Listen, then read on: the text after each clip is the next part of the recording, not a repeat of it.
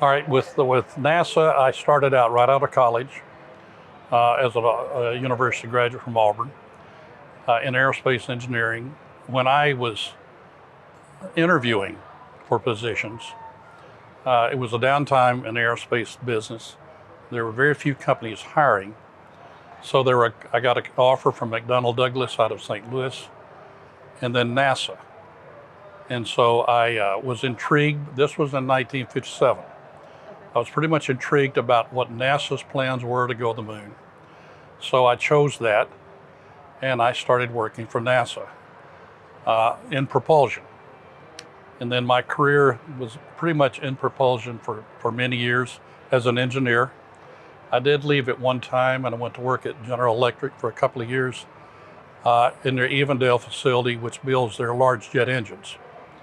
And so I worked there for a couple of years, came back to NASA, and so for the remainder of my career, until I retired, it was with NASA. I went from being an engineer to later a project manager on a small project, which was the booster separation motors that kicked the boosters away from the vehicle when the solid rocket boosters burn out.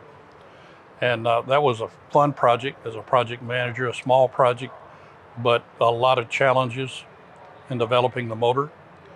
From that, I was a branch chief in propulsion. Later, a deputy project manager on the Space Shuttle main engine. Spent a couple of years in headquarters, working on the shuttle main engine there, leading that effort until Challenger. After Challenger, I came back to Marshall, and I was named the solid rocket booster project manager during all the redesign effort on the boosters and the motors after Challenger. Then I went from there to Stennis Space Center as the deputy center director. And when I retired, I was at Stennis. I then went to work for Georgia Tech Research Institute in Atlanta for about 2.5 years, and then ended up at Thiokol ATK as a vice president, later as president of the company. And then I finally retired at that time in 2003. So that's a quick synopsis of my background. Quite a variety in there, quite a variety. Well, that's fun of NASA. I was talking to one of the docents. You get to work on many different projects as opposed to with a contractor, you may work on the same project like the solid rocket motor for your entire career. NASA offers the opportunity of different projects, different programs, and to me that was exciting. Something new all the time.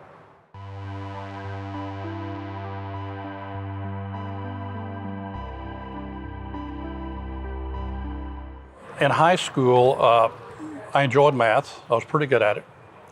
And I took an aptitude test at Auburn my junior year, I think, senior year. And it said that I probably should go into engineering.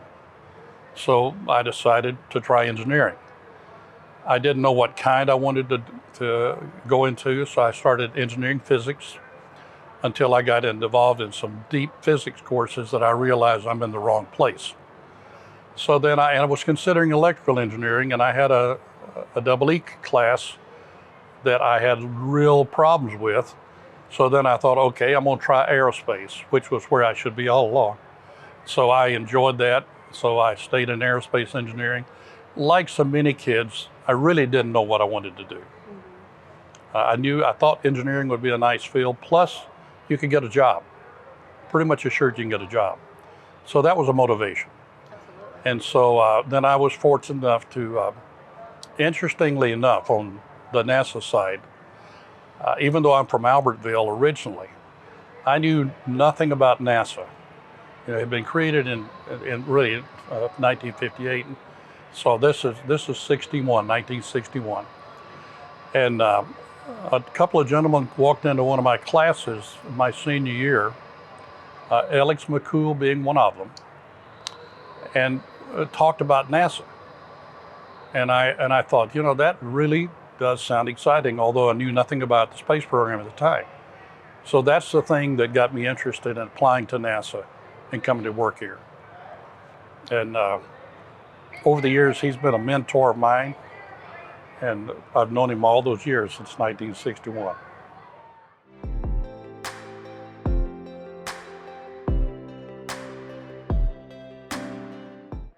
Well, for me, most of my experience had been working on the liquid engines, the early technology work on the predecessor to the SSME, the Space Shuttle main engine. And so I went from that to being assigned to the solid rocket booster program. And that's where I was involved with the little solid rocket motors on the booster. And this was the first attempt for NASA to make reusable propulsion systems. Quite a challenge because we had to build the motors, recover them. So for me, I didn't have much of a background in solid rocket motors at the time, even though 10 years later I did go back to graduate school at Auburn and got a degree in a master's in aerospace engineering, and one of my lead professors had worked at Thiokol for many years and had a solid propulsion background, so I got exposed to that in graduate school. And so from my early liquid career, I got involved in the solids, in the small separation motors. And that project was interesting because we had to go through a period of trying to redesign the little solid rocket motors that separate the booster, because a solid rocket motor propellant normally has a lot of metallics in it, and we found early on that it destroyed the orbiter tiles if it impinged on the orbiter. So we had to move the motors on the front end forward. We canted the nozzles. We worked diligently to go to clean burning solid rocket propellant, which was the state of the art at the time. A lot of work being done by the Naval Research Labs. So we changed the propellant.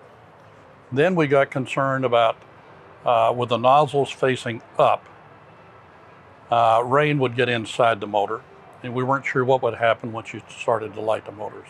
So then we had to come up with a cover over the nozzles that, when deployed, didn't fly away and hit the orbiter. Major challenge. So we ended up with a hinged metal cover that's there today even, that hinges open and stays open when the motor fires.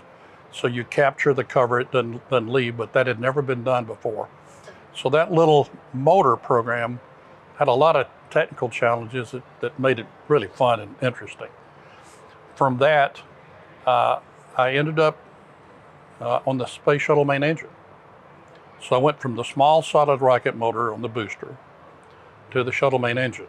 And I spent quite a few years as a deputy project manager on the SSME, and went to headquarters and then came back, and that's when I got introduced to the solid rocket boosters subsequent to the Challenger accident. So that's where the next several years, until we started flying again, I worked on the boosters. So in my case, it was being educated from liquids back to solids for that program.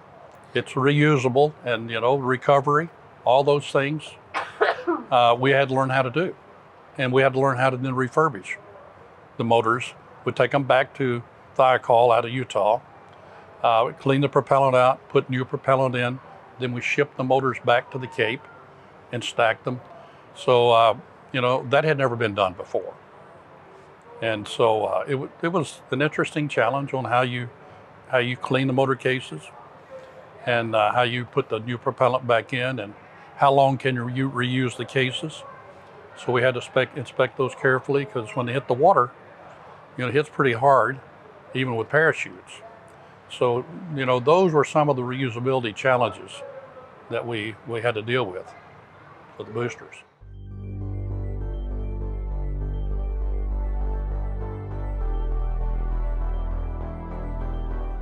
Well, the shuttle main engine was a great challenge.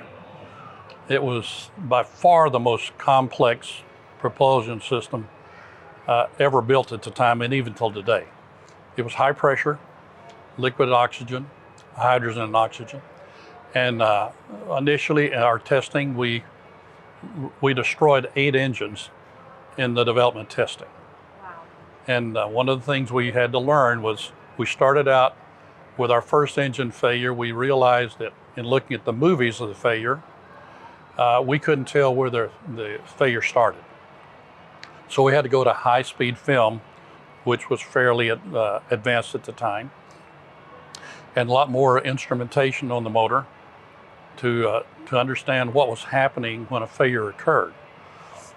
So we did that through a series of tests and continued to encounter failures as we were developing the engine. Like I said, it was a major challenge. We were running turbine blades at temperatures and pressures far beyond, say, what the aircraft industry was doing. When we had Delta come in and look at our program, they told us they would never run any of their engines at those kinds of pressures and temperatures and stresses. So we're using advanced materials for turbine blades and other parts of the motor, of the engine. And so it had major challenges during testing. One of the things you got pretty good at was the detective work that goes through, okay, we've had a failure, and we start a failure tree where we identify possible failure modes, and then we try to isolate which ones might have happened, which didn't, and you tree down to say most probable. We fix that, and then we test again, and we might have another problem. So that was a very interesting program, very challenging. It was one of the things that was pacing first flight to get the motor certified and qualified to fly. So it was one of those programs that was exhausting. We would fly down sometimes to Stennis at 2 o'clock in the morning, just had a test, had a failure, and we'd be there for a week or two and then go through all the failure analysis. So that development testing on that propulsion system was very challenging, very exciting, and very interesting. We ran some interesting tests to try to get through all the problems that we were encountering to get it qualified for flight. This is my opinion. Early in the program, there was to be a highly instrumented engine, a lot of pressures, temperature measurements. That got cut out of the program because of budget. Had we had that, rather than go into a production version early in development, which had very little instrumentation, had we had that engine, we might have avoided some of the problems we encountered later, simply because there was a lot of instrumentation on it that you could look at to see when you have a failure what's occurring. We didn't have the benefit of that, so we had a production engine that was difficult to instrument without doing internal measurements that we didn't have on it. So I felt in a way that was a program mistake, again, in the interest of budgets.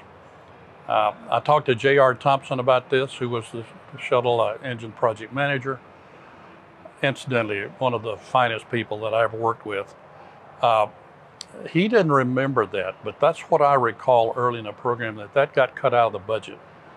And when I was at General Electric, the first engine to test on the supersonic transport was heavily instrumented, so that when we ran the test, we had all kinds of data to look at. And we failed to do that early on in the SSMB program. Therefore, we would test and have a failure, we would fix that, test and have another failure, fix that. Very expensive way to develop something like the SSME. That's my opinion, shared by many, I think. So it kind of ups the budget over time. Oh, absolutely. I mean, the engines, you're talking $20 or $30 million when you destroy an engine in test. So it was not cheap. I think most people felt that the shuttle main engine would be the first point that would fail just because of our test experience. We did one thing that was I think J.R. Thompson's idea was we started testing with Lead the Fleet on development testing of the SSME. So we would try to make sure we had tested twice as long on hardware as any hardware that would fly.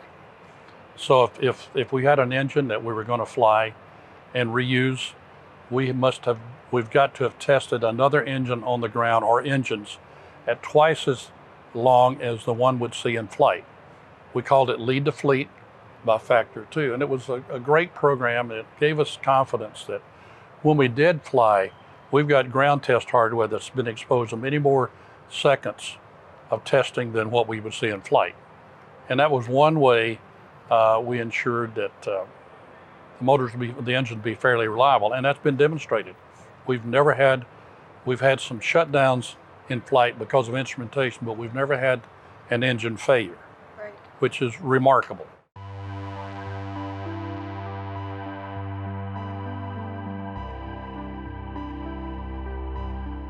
Well, the major challenges on the SSME and later the SRB was you've always got a pretty tight schedule. You've got a very tight budget. One of the things, in contrast to the Apollo program, money was not a problem because we were trying to get a man to the moon. So whatever it took to get to the moon, whatever money was required, was made available. As we got into the space program, we had a lot more people at NASA headquarters and the Office of Management Budget that wanted to control the budget. So invariably, as a project manager, you usually did not have the adequate budget to meet your schedule. It's always a challenge, still a challenge. It's a challenge in today on the SLS. So there were a lot of technical issues, but those are things that you got very smart people, contractor and NASA, that can solve the technical problems. But trying to deal with the budget and schedule issues was a major challenge.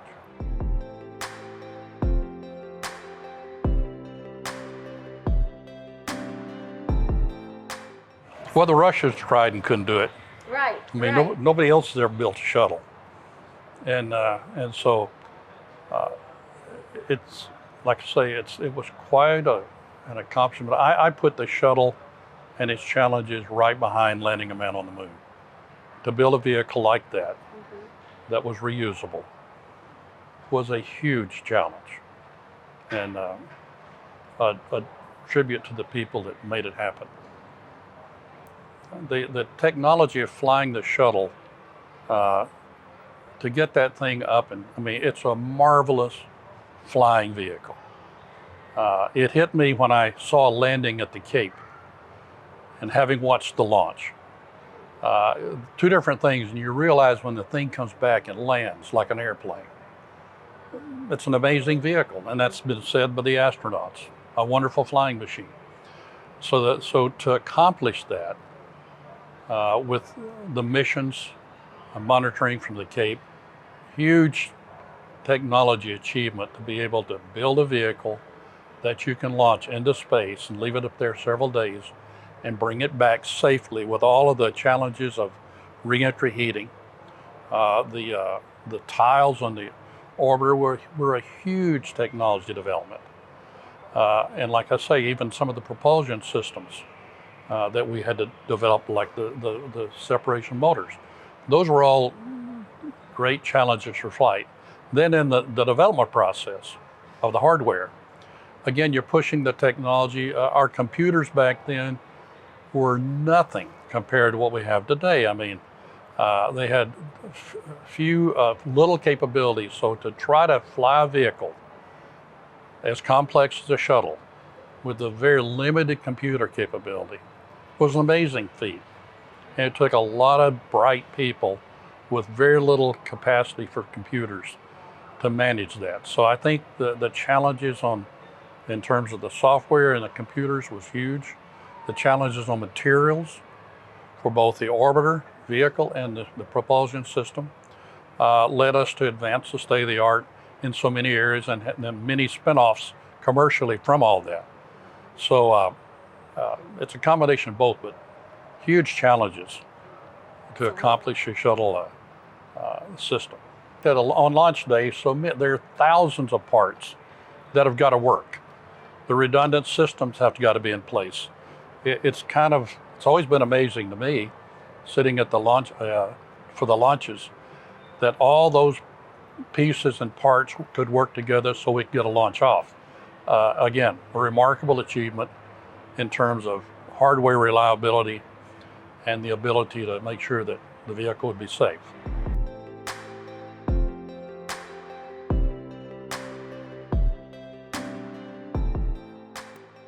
There's a whole hour I can talk about post-Challenger.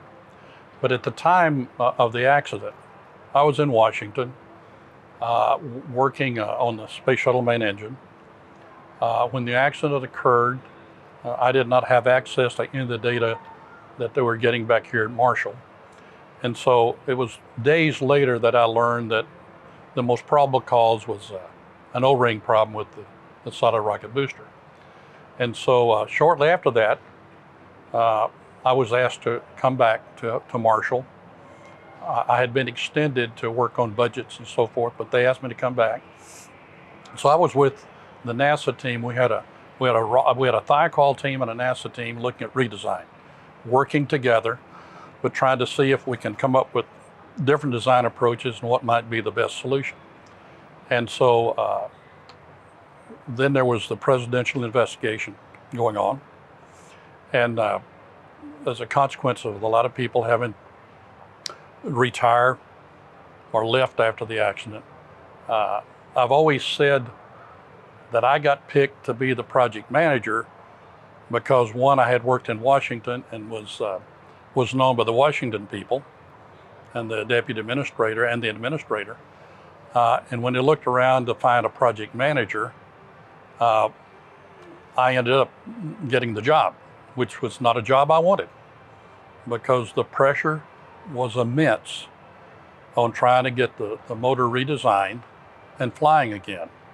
And it was the pacing item to get back to flight. And there was a lot of concern that if we didn't do it fairly quickly, the manned space program would be in jeopardy. We may not have a manned space program. So there's tremendous schedule pressure to get back to flight.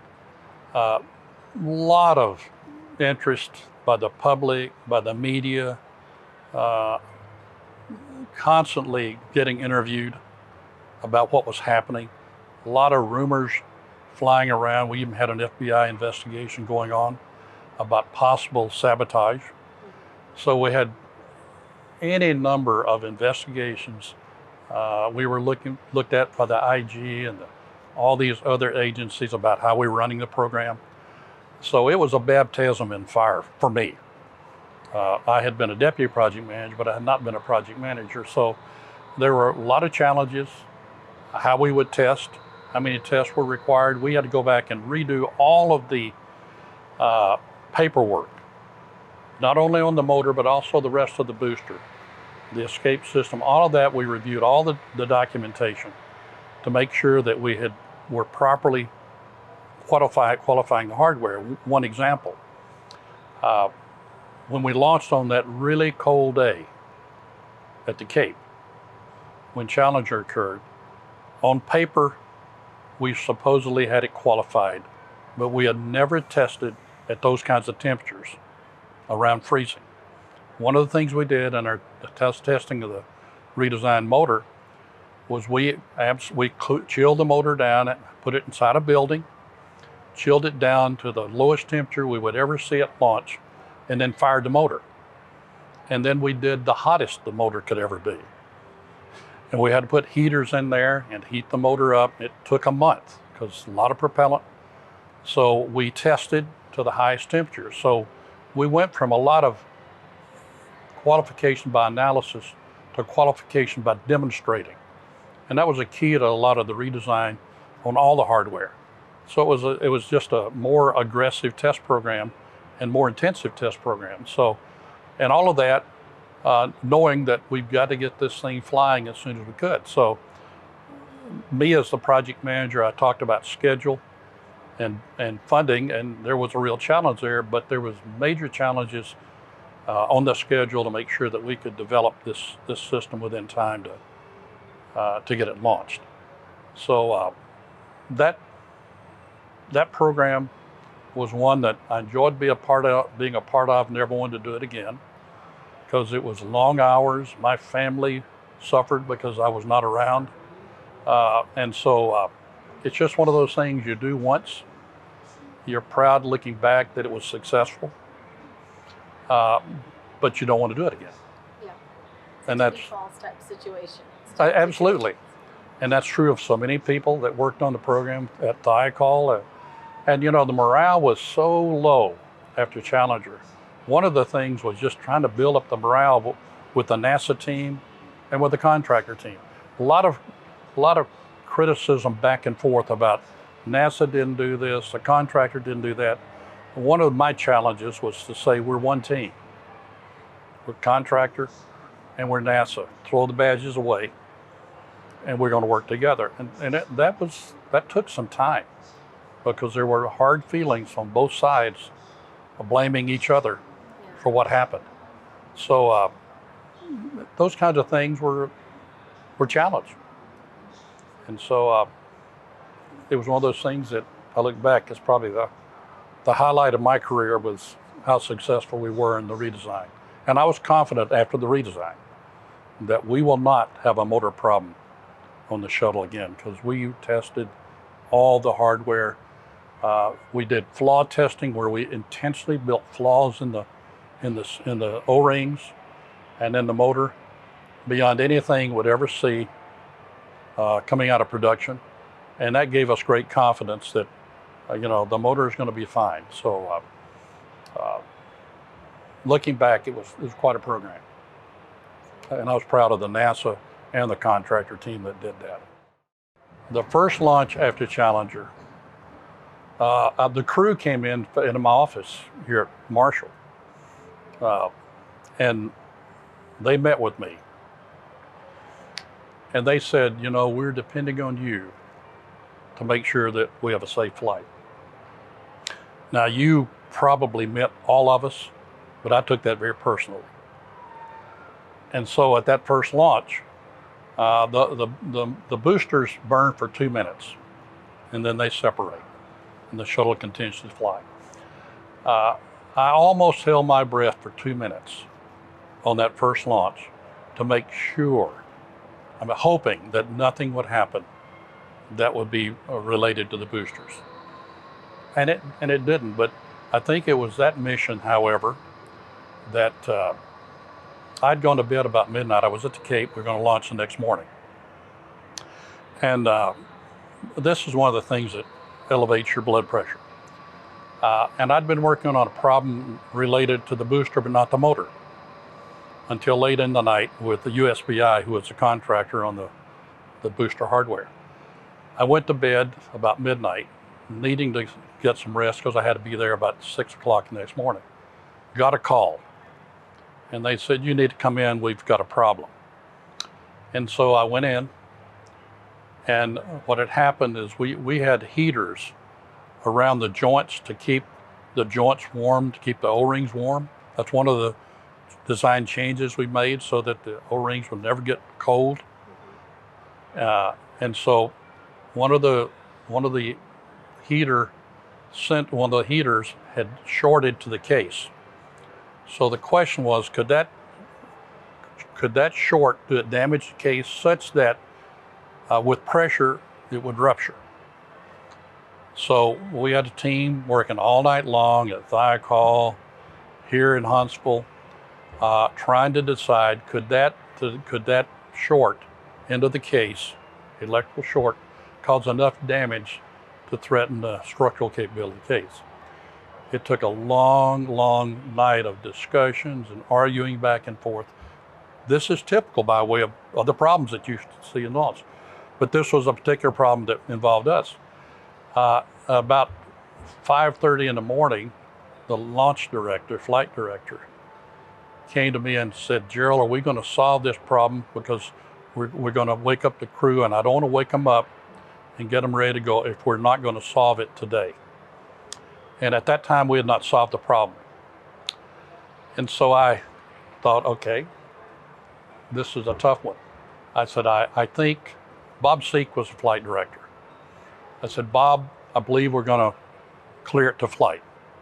So I would suggest go and wake the crew up. And probably about an hour later, we were able to do that. But that's just one of the things that you deal with. You're trying to guess that when all this analysis is done and all the discussion and everybody gets comfortable with it, which you've got to do before you decide to fly, that's just one of the challenges you get in supporting a launch and making sure that you're not jeopardizing the crew. But, and the other thing too, just a little personal thing. After Challenger, I had a picture of the Challenger crew that we lost.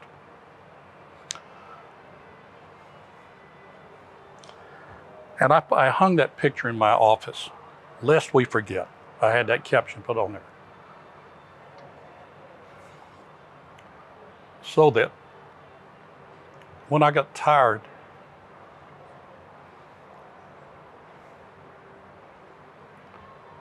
I would look at that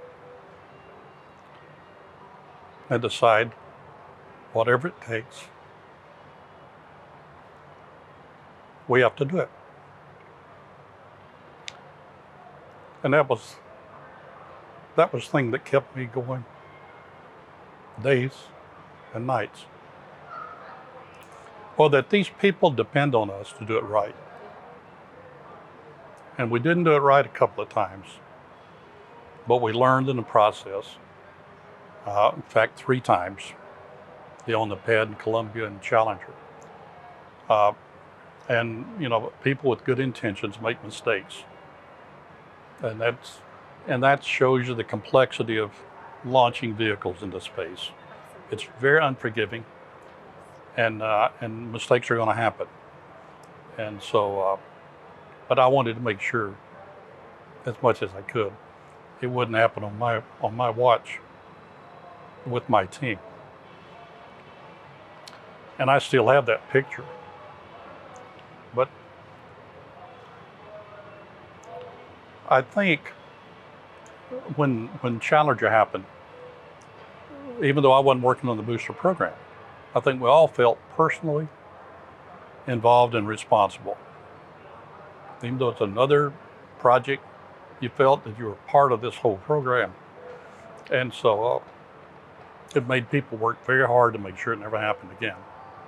I mean, it's one of those things, looking back in history, and like you said, there's a lot at stake. Space flight is it's not just tossing a coin in the air and No, and those guys standing in my office saying we're counting on you to do it right so that we're safe.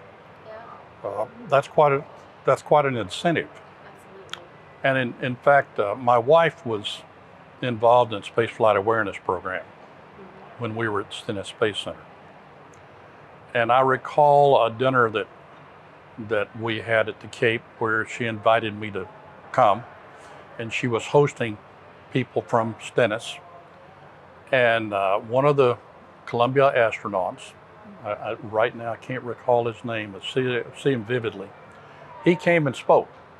And he was talking about the complexity of the shuttle, and he said, the training to learn to fly the shuttle is like trying to learn 5 high-performance aircraft. It's that complex. Right. And so a major challenge as he was going through his shuttle training. Columbia was his first flight. And so here you are with him a few nights before, and then he dies in a Columbia accident. And that's very personal, very personal. So, again, that's all part of the program where you're working with the astronauts, and almost daily we had astronauts coming in all the time to review what we were doing. And so that makes it personal, but it also makes it challenging to do what's right and not cut corners and do things that could jeopardize the crew. And even then, you can make a mistake. And we saw that. That's right.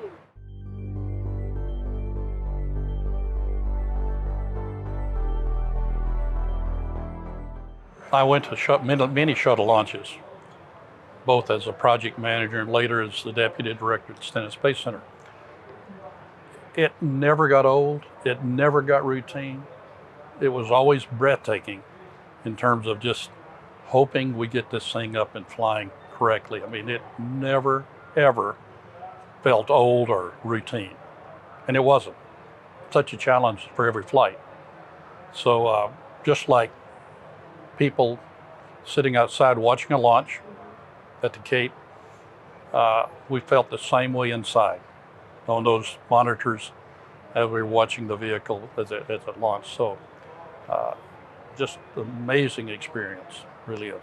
And when you hear that noise, it's so distinct, you know, as it's rising up. It's Oh really yeah, distinct. the Saturn, you know, it was slow coming off the pad. You had all those motors burning, the engines. Shuttle was much faster because you light the boosters and you release the hold down post and it goes. And so it much different sound. Saturn would really just do this to your chest. Shuttle less so, but still just beautiful to watch.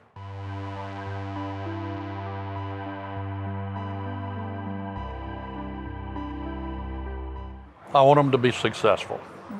There are a lot of challenges with the SLS program, just like with the commercial space program. There are going to be failures. It's going to happen. Again, this is complex, and we got to be willing to accept that. Now, SLS, I certainly hope that we don't see any failures. I'm excited about going to the moon again. We need that challenge. That's what pushes people. That's what pushes. The Congress needs a goal. When we didn't have a goal, when we started flying the shuttle, and we didn't have something to work toward, which was space station, as it turns out. You know, there was a possibility we wouldn't have a manned space program. So we always need a goal. Now we got the moon and Mars. And I personally want to see that happen. I think once again, the schedule is tight. Trying to put a man and a woman on the moon at 24 is going to be very difficult. And I'm not on the program. I don't know the challenges, but we tend to overestimate what we can do, Right. funding-wise, schedule-wise. I suspect we're there now, but I hope they can pull it off, and I want it. But we do not need to sacrifice anything for schedule, for safety. And I worry that too much pressure on trying to make that happen. If NASA's comfortable with it, fine. But I just think that typically we over-promise on schedule, not on accomplishment, on schedule. And that's the thing that I'm hoping the SLS doesn't get into. Yeah. And if they do and they delay the schedule, that's what they should do. Well, see, you're trying to predict something that's going to occur in 4 or 5 years without any knowledge of the failures that are going to happen and developing along the way. That's a great point. You don't know. And so when those occur, they can impact that schedule. So you're doing your best to say, I think with this program we can be successful, but if we have a major hiccup along the way, that schedule's got to move.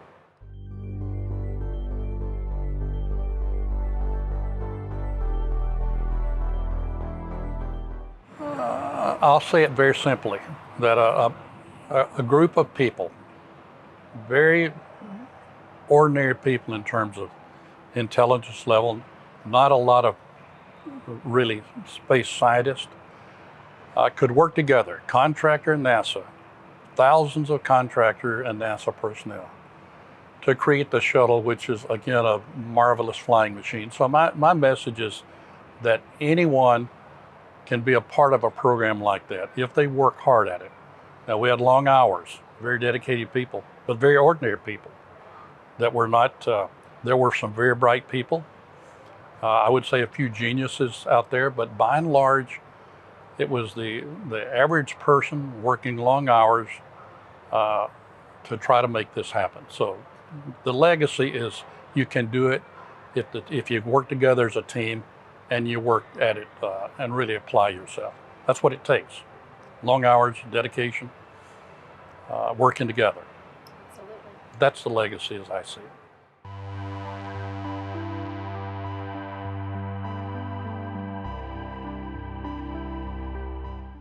Engineering is a hard curriculum. Of people that start out in it, when I was at Auburn, probably 25% of the class, people ended up in engineering.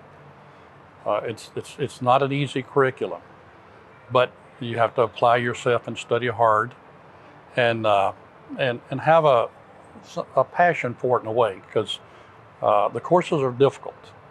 It's very different today than when I was in school, but it's still the same kind of material that you have to learn. So if a person wants to go into engineering, they need to be pretty good at math and have a desire to really learn and work hard. It's a great discipline to be into, but it's challenging. So my advice is give it a try.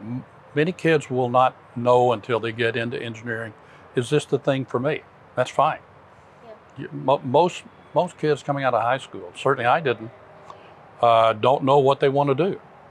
And even going to my senior year at Auburn, I thought, well, I'll work for an airplane company, because that's who was hiring aerospace engineers. Fortunately, there was a NASA, so I got to work for NASA, which was a great experience. So my advice to people going into engineering, be prepared to work hard, but it's very rewarding, and you can get a job as opposed to many other degrees now that kids go into. There's some kids who want to be an astronaut from the time they're 10 or 12 years old, and they go that way. Right. And you read about that. That's 1 out of 100. Right. The other 99, quite honestly, I'm not sure what kind of career they want to pursue. Absolutely. And so you start out and you try it. But you got to get into a field that you really enjoy, or you won't be successful either in class or in your career. It's got to be a job that you really get up in the morning and want to go do. And so with NASA, I was able to do that. Don't be afraid to fail.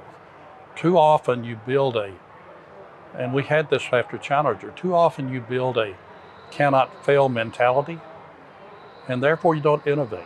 You don't take risk. We got very risk averse after Challenger, and it was very difficult to get people to approve design changes and things, because they were concerned that if I approve this and something happens, it's my fault. And so we went through that. That was again a major challenge, to get people willing to say, we'll never be able to say it's 100%. It won't happen. But it's the best we can do, and we'll try to get it as close to that as we can, but we'll never get there. And I think that's true of any program, that people that are doing something new and different, I've got to accept. Got to accept failure. And it's hard to do, but it's the right thing to do.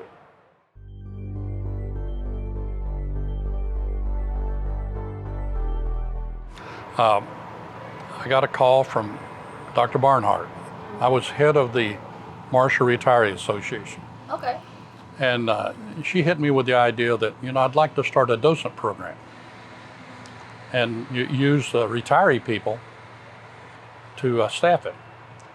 And I told her, I said, Deborah, I'm not sure that will work.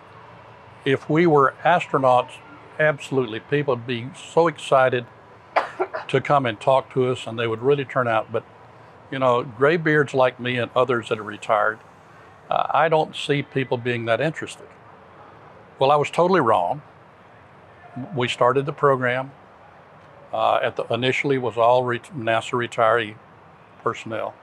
It's been wildly successful. She was right. I was wrong. She's much more of a visionary than I ever was.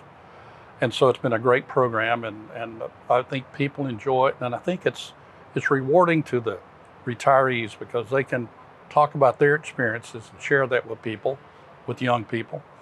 So it's been a great program.